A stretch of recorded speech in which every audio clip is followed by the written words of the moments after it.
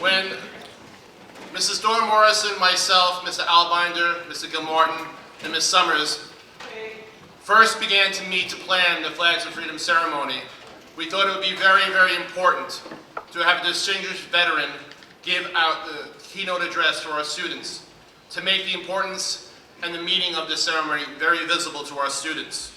And we're very fortunate that we're able to have a distinguished United States Marine veteran speak to us today.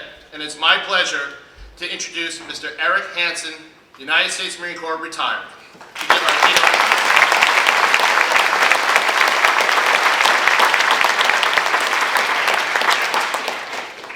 Well, they were probably looking for a distinguished veteran, but they got me. I would really like to thank you all for the opportunity to do this.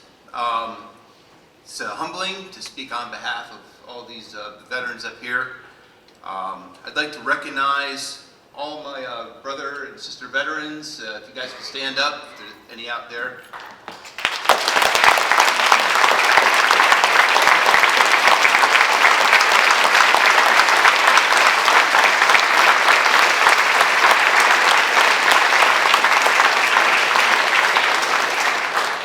I'd also like to recognize any police or firemen that have been here, because while we do this, we train for it, some of us never get to go to the show. We don't ever have to fight. We're ready. But the firemen and policemen, if you guys could stand up, retired policemen.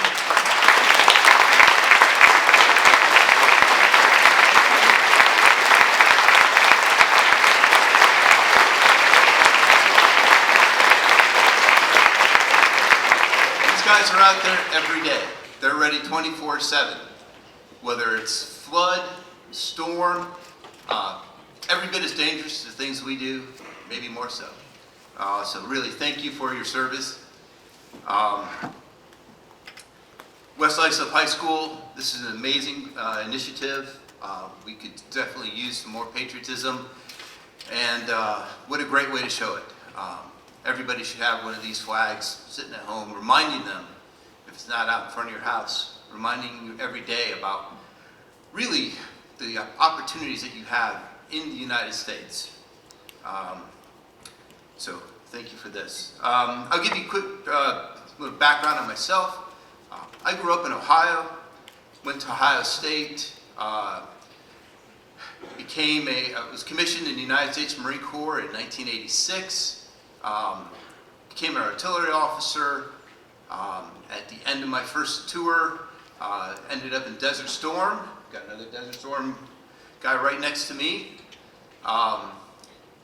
It's pretty cool. We blew up a lot of stuff, and what was more important was that we liberated Kuwait. And really, I mean, that's what the military, at least in my mind, is there for: is to save people that need to be saved, protect those who need to be protected.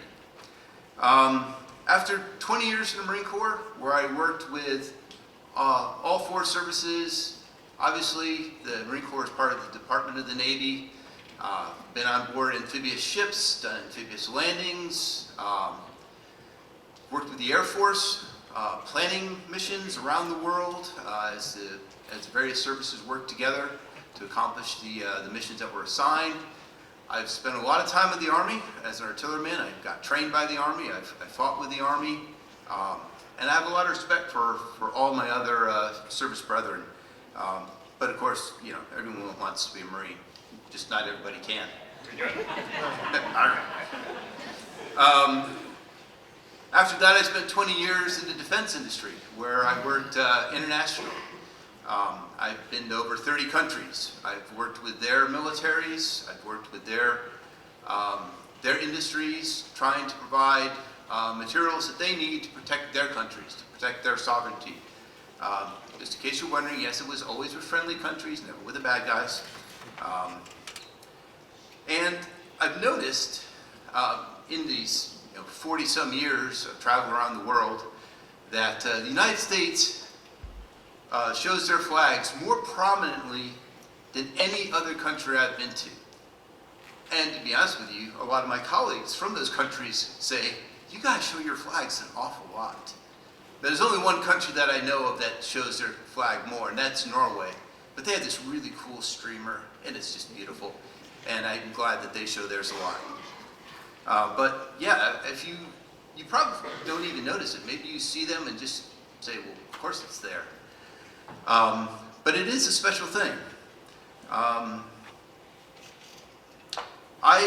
Like I said, I've had the chance to see it in combat, on tops of trucks and tanks, going into battle. I've seen it over air bases and fire bases that we've occupied and taken. I've raised it daily across the world on Marine Corps bases, naval bases, Army bases. Interesting fact, we don't all raise the flag at the same time and take it down at the same time.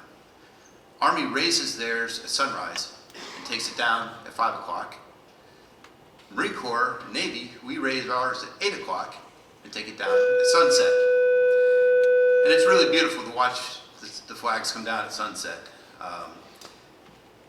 Also, little known fact, if you ever happen to be on a naval base and either one of those two events are happening, flag going up, flag coming down, everything on base stops.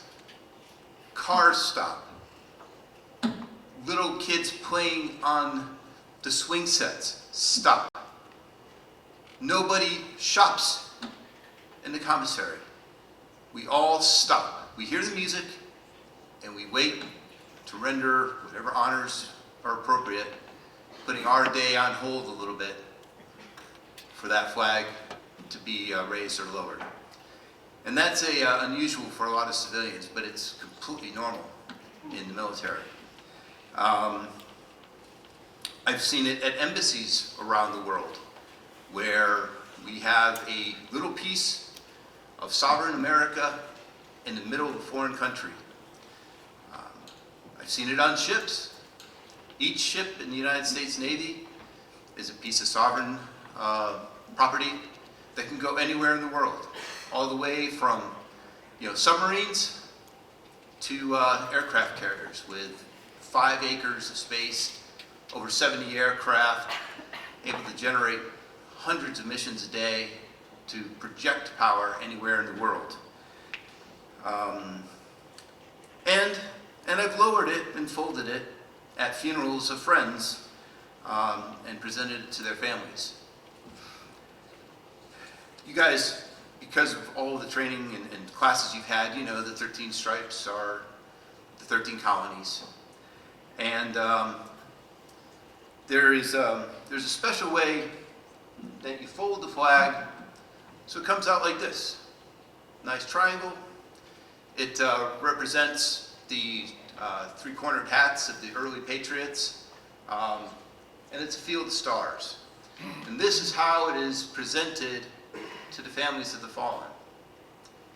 And it will be presented to you as well as a symbol of respect, because this is how you store a flag. You don't fold it up in quarters and throw it in a corner. You take time and you do it right. I'm going to talk just quickly about what some of the 13 folds mean. So one of the folds is that the flag is a symbol of life. Okay, it is a breathing, living thing. Another one is a tribute to veterans that have passed and have given a portion of his or her life in defense of our country. Even if we never got a chance to fight, we were ready, and the fact that we were there, standing at the gate, sometimes was enough to keep our enemies from starting something. But it does take a toll. Another of the folds is acknowledgement of our country. Our country in dealing with other countries may she always be right, but it's still our country, right or wrong. So we live in turbulent times. There's been turbulent times before, and there's going to be turbulent times in the future. And if we always focus on the best that America has to offer, then we'll get back to I guess we'll never stray from what the dream is.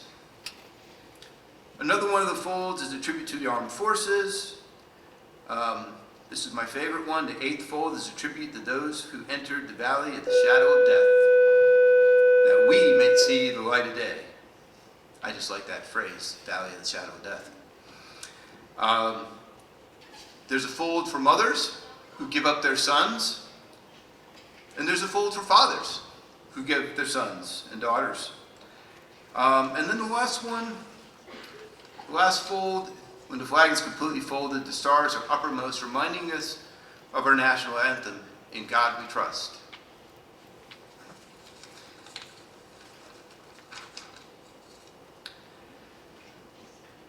So I'd like to close with a thought.